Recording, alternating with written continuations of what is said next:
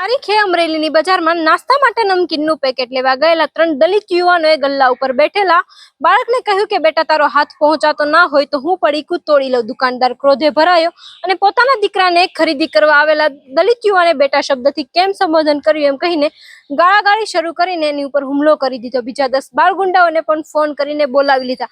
આ 3 યુવાનોના ભાણેજને મામલાની ખબર પડતા સ્થળ ઉપર પહોંચે છે. બધા હાથ જોડી કરગરે છે ને તમારા દીકરાને બેટા કહીને બોલ્યા તે બદલ માફી માંગે છે. સામેવાળા નરાધમોએ લાકડીઓ, પાઇપો અને કુહાડીના ઘા ઉપર ઘા ઝીકી દીધા. 16 તારીખથી ભાવનગરની સિવિલ હોસ્પિટલમાં દાખલ અમરેલીના ઈજાગ્રસ્ત યુવાન નિલેશ રાઠોડનું આજે સાંજે મૃત્યુ થયું. વધુ એક યુવાને જાતિવાદને કારણે વાઇબ્રન્ટ ગુજરાતમાં બલી ચઢી ગયો. હવે દલિતોએ ફરી લાશ ઉપાડવાની સરકાર સામે માંગણીઓ મૂકવાની અને ફરી સરકાર મગજની ચામડી બની જશે અને ચૂંટણી આવશે ત્યારે દલિતોને કહેશે કે તમે પણ હિન્દુ છો ને અમે તો સામાજિક સમરસતામાં માનીએ છીએ. આ અંગે તમારું શું કહેવું છે તે કોમેન્ટ બોક્સમાં જરૂરથી જણાવજો. આવી જ નવી અપડેટ્સ જોવા માટે જોડાયેલા રહો નવજીવન ન્યૂઝ.